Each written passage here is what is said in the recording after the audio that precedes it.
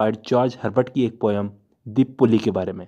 देखिए, इससे पहले मैं जॉर्ज हर्बर्ट की 2 से 3 पोएट्रीज को एक्सप्लेन कर चुका हूं दोस्तों। जॉर्ज हर्बर्ट एक मेटाफिजिकल पोएट थे और ये रिलीजियस पोएट्री सीखना ज्यादा पसंद करते थे, जैसा कि मैंने अपनी पिछली वाली वीडियोस में बताया है। और इसमें बिल्कुल भी शक नहीं है कि ये पोएट्री भी इनकी एक रिलीजियस पोएट्री है। इनकी पोएट्रीज की खास बात ये होती थी कि ये बहुत ही छोटी छोटी पोएट्रीज लिखा करते थे, और जब भी आप इनकी पोएट्रीज पढ़ोगे तो ऐसा महसूस होगा जैसे आंखों के सामने ही सारे दृश्य चल रहे हों। दोस्तों, जॉर्ज हर्बर्ट की 2-4 ऐसी पोएट्रीज हैं जो आपसे किसी भी कॉम्पिटिटिव एग्जाम से पूछी जा सकती है, और पुली भी इनमें से एक है। और इसके टाइटल पुली का मतलब है अपनी तरफ खींचना। पुल का मतलब आप समझते हो, पुल और पुश। पुश का मतलब दबाना और पुल का मतलब अपनी तरफ खींचना। रिलीजियस मीनिंग है, यानी कि गॉड अपनी तरफ अपने बंदों को कैसे खींचता है। तो दोस्तों, आज हम इसी पोयम को लाइन बाय लाइन एक्सप्लेन करेंगे और समझेंगे कि पोएट इस पोयम में क्या कहना चाह रहा है। तो दोस्तों, ज्यादा टाइम ना वेस्ट करते हुए शुरू करते हैं आज की हमारी वीडियो। Let's begin. अब देखना दोस्तों, आप महसूस करोगे कितना सुंदर लिखते थे जॉर्ज हर्बर्ट। फर्स्ट लाइन में लिखते हैं, when God at first made man, जब ईश्वर ने पहली बार मनुष्य को बनाया। मेटाफिजिकल पोएट्री है तो सीरियस मत लेना, ये एक मेटाफिजिकल पोएट्री की तरह ही समझो। आगे बोलते हैं, having a glass of blessing standing bye, तो उसके पास एक ग्लास था जिसमें ब्लेसिंग्स भरी हुई थी। किसके पास वो ग्लास था? ईश्वर के पास। जब ईश्वर ने पहली बार मनुष्य को बनाया तो ईश्वर के पास एक ऐसा ग्लास था जिसमें ब्लेसिंग्स भरी हुई थी। आगे बोलता है poet, let us said he, कि ईश्वर ने कहा। किसने कहा? ईश्वर ने कहा। क्या कहा? Pour on him all we can, let the world's riches which dispersed lie contract into a span. मतलब ईश्वर ने कहा किसी से कि हम ये जो क्रीचर बना रहे हैं, मनुष्य नाम का प्राणी, इसमें हम वो सब कुछ डालेंगे, वो सब कुछ इसको देंगे जो हम इसको दे सकें। लेट द वर्ल्ड्स रिचेस, जो भी कुछ हम इसको दे सकें। तो फर्स्ट स्टैंजा में हमको क्या समझ में आया कि गॉड ने जब पहली बार मनुष्य को बनाया तो गॉड के पास एक ग्लास था ब्लेसिंग्स से भरा हुआ। तो गॉड ने कहा कि इस ग्लास में जितनी भी ब्लेसिंग्स भरी हुई है, हम इस मनुष्य नाम के प्राणी पे उड़ेल देंगे। यहाँ पे ये जो शब्द है POUR, इसका मतलब होता है उड़ेलना। हम इस जीव को वो सब कुछ देंगे जो हम दे सकें। तो दोस्तों, आई होप आपको फर्स्ट स्टैंजा समझ में आ गया। तो अब चलते हैं हम सेकंड स्टैंजा की तरफ। आगे की लाइनों में कवि बोलता है, so strength first made away, then beauty flowed, then wisdom honour pleasure. इसका मतलब तो सबसे पहली चीज ईश्वर ने मनुष्य को क्या दी। यहां कवि बोलता है, so strength first made away, तो सबसे पहली चीज मनुष्य को स्ट्रेंथ दी गई। तो ईश्वर के द्वारा सबसे पहली चीज मनुष्य को शक्ति दी गई, स्ट्रेंथ।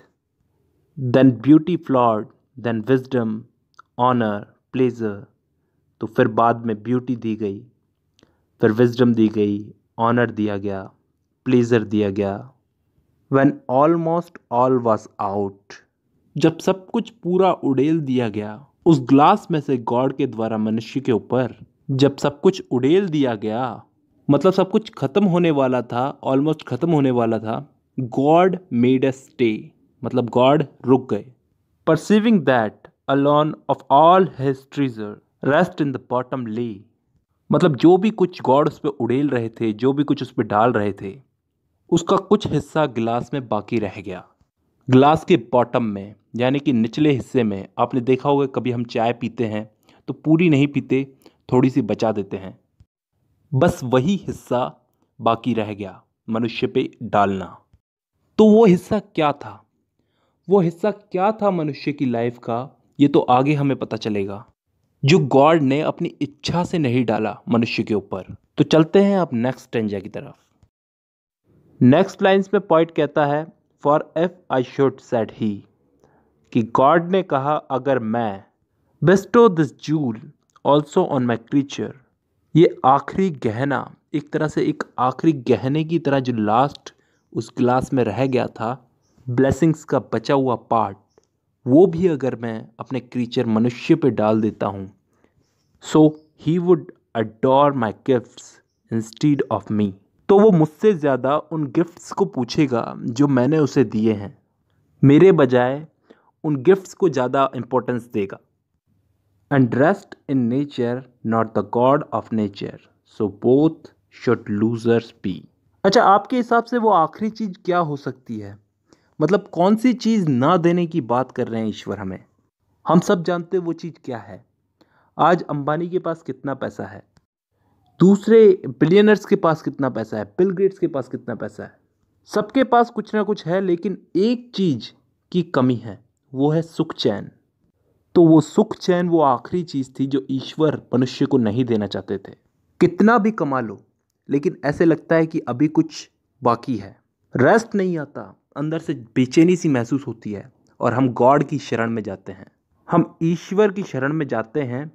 और ईश्वर यही चाहता है कि मनुष्य को ये रेस्ट नाम की चीज नहीं मिले, ताकि वो मुझे नहीं भूले।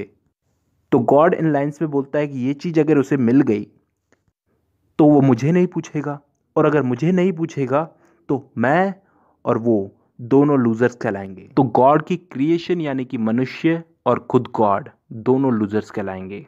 सो बोथ शुड लूजर्स बी। तो अब हम चलते हैं फाइनल स्टैंजा की तरफ। Yet let him keep the rest. तो आगे कवि बोलता है कि गॉड बोलते हैं इस आखिरी चीज को रहने ही दो, but keep them with repining restlessness. Let him be rich and weary, that at least, if goodness lead him not, yet weariness may toss him to my breast. ईश्वर ने हमें कितनी चालाकी से बनाया है।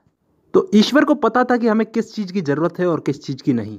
तो ईश्वर यहाँ कहते हैं कि यही रेस्टलेसनेस अगर इसमें रहेगी तो ये मेरे पास आएगा, और जब मेरे पास आएगा तो मैं इसे गले से लगा लूँगा।